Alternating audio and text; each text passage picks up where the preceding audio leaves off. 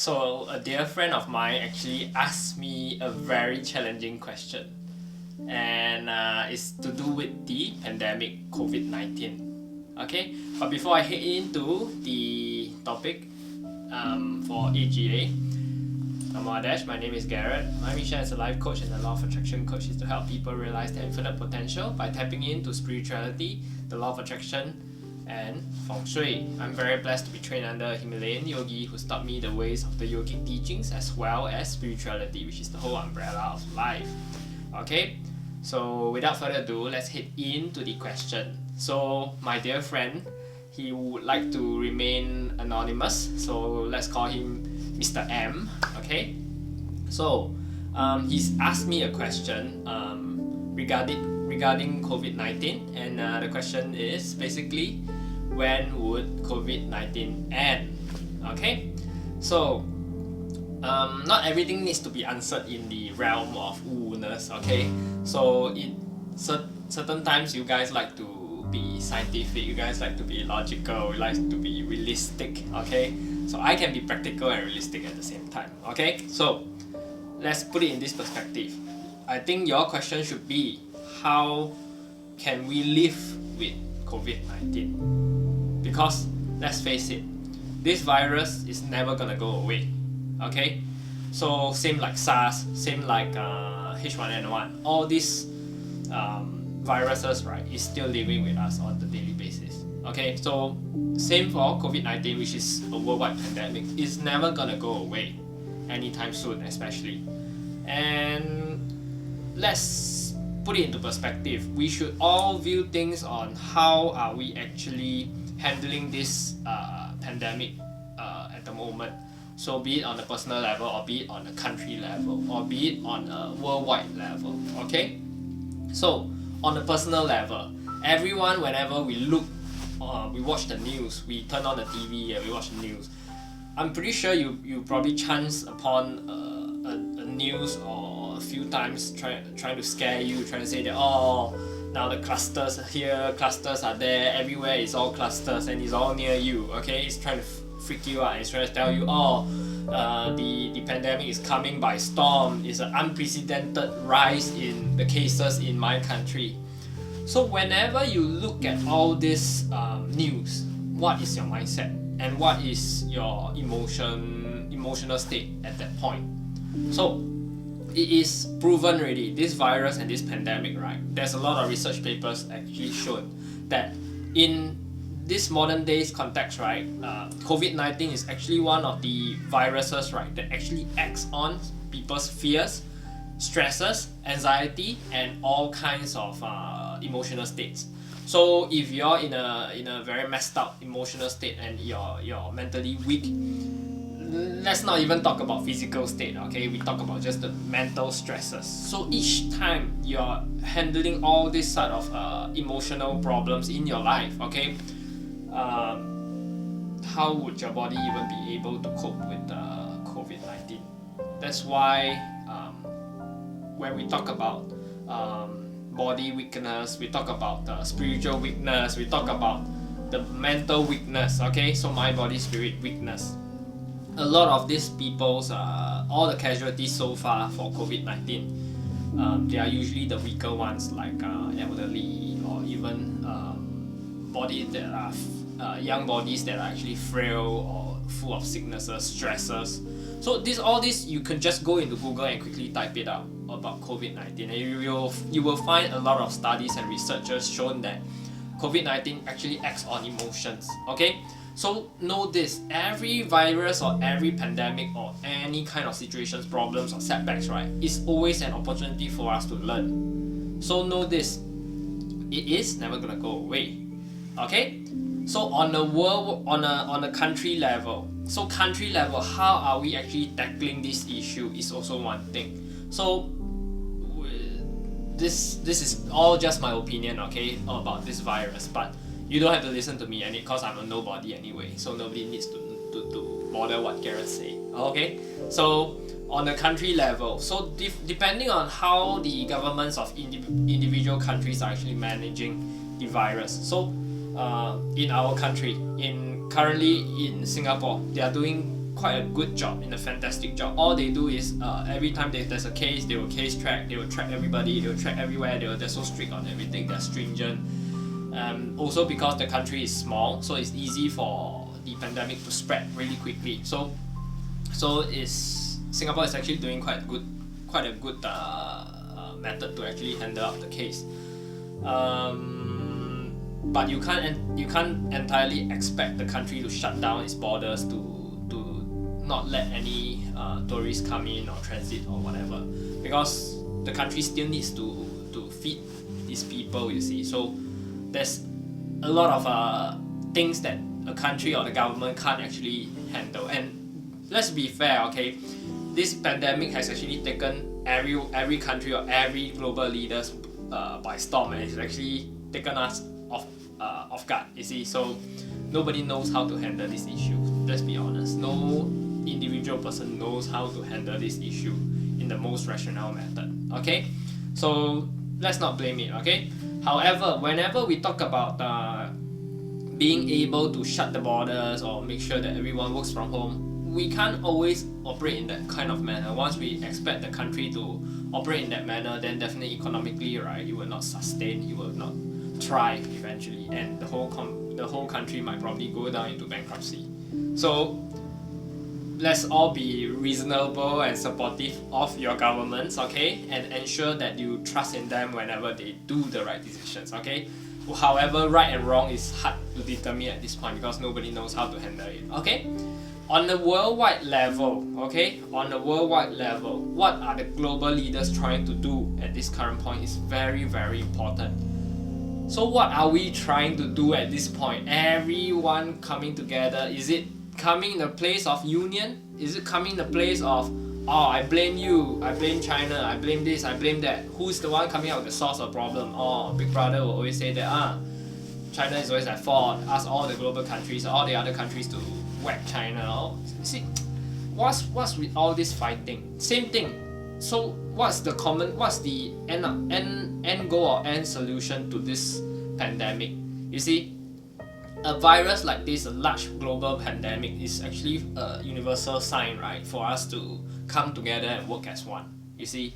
And I think that based on this current situation at this point, global leaders aren't actually working hard together. You see, there's a lot of divide still going on, and it is a case whereby we would actually need to work together in order for it to happen, to actually heal up the entire world. Because why? The pandemic is never going to go away because people move, and this virus actually acts on a person, acts on a host. So know this, every one of us are made of virus, okay? We have all the microorganisms running in our body. There's lots of virus running into our body, especially those who consume meat. You consume all kinds of junk food into your body, all those enzymes inside, everything in the body has a virus inside that actually latches on to us as hosts. You will not thrive without a host, you will die, okay? Same thing for COVID-19. So for global leaders to actually come up with a simple idea of, let's create a vaccine to fight against the virus, do you think that that's gonna be a solution to it? Let's revisit all the history, okay? Back then we have flu, okay? A lot of people die from flu. Even up to this point, countries with 4 seasons, especially with winter season around, those that has common flu actually died from it. Why is it? Why we've got flu vaccines? Why is it still happening? Why are people still dying? You see? So do you think that vaccine itself is fighting against the common viruses is gonna work? It's actually not gonna work. Same thing. You want to combat terrorism? You send people, you send countries, you send your soldiers to go to war and fight against the Islamic territory and so on and so forth. All this is not the solution. You need to be in a place of love. You need to be in a place whereby you truly, genuinely want to solve the problem.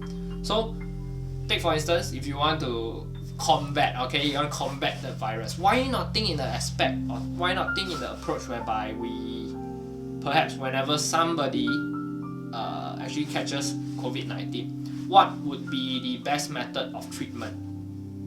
That should be the best approach, you see. Because when we learn to care, learn to be in a place of love, right, we learn how to treat the person. then we will reduce the state of fear. Because what we are trying to do right now, we combat, we are trying to give people confidence. That you don't give people confidence in this sort of situations. Because why?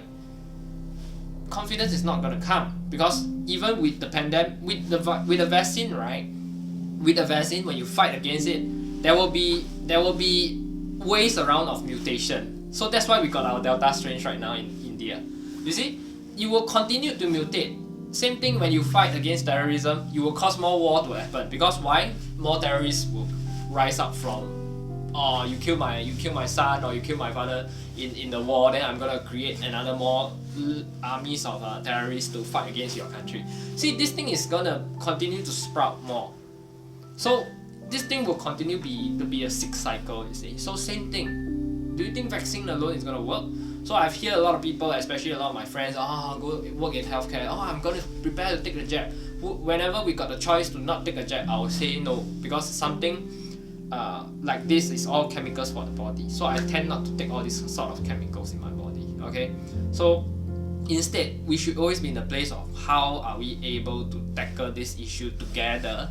Okay, to handle this issue and embrace this sort of change, and we look towards solution focus rather than just problem focus. You see, fighting is never the always solution. It's not the solution to begin with. Okay, and on the individual level, like I like to say, if let's say you're always constantly watching the news and you're afraid you'll catch on to COVID-19 and so on and so forth, why be in a state of fear? Why always be in a place whereby I'm always gonna have? Don't go and imagine about the future. Don't think in the future. Let's not think about the future, because if you keep thinking of the future, what can you do? There's nothing really much you could do. The only method that you could do is to ensure that you're in a healthy state of mind. Ensure that you're in a good physical state. So exercise frequently, drink lots of fluids, and make sure that your body doesn't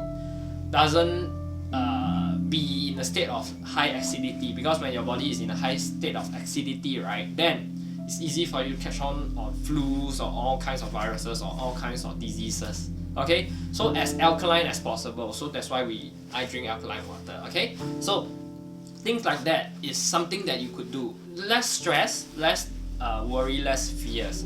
So do lots of meditation. Just practice yoga, mind, body, spirit alignment. Practice workouts. Okay, go for runs in the forest, or go for runs in the parks. So always make sure that your body is in a good state. Always be in the sun. The sun is always the source of life. Okay, so know this, everything in life we can learn from spirituality. So spirituality doesn't necessarily mean that I can predict that COVID is gonna come to an end every year. No, it's not. Okay, it's about how you embrace all your challenges and embracing it in a place of love, not fighting against it. When you're watching the news and you're in a state of fear, this XYZ cluster is near me, I should be in a state of fear, then what should happen? I should go to the supermarkets and start panic buying. When people want to snatch again my toilet paper, then I fight against them. What's all this? You see, this sort of pandemic is a diaphragm for the world or for the universe to tell you that this is a reflection of you as a human being, as the mankind actually evolves. You see, evolves. Revolution requires to take place. Evolution requires to take place. And the Great Awakening is actually happening at this current point as we speak. Why?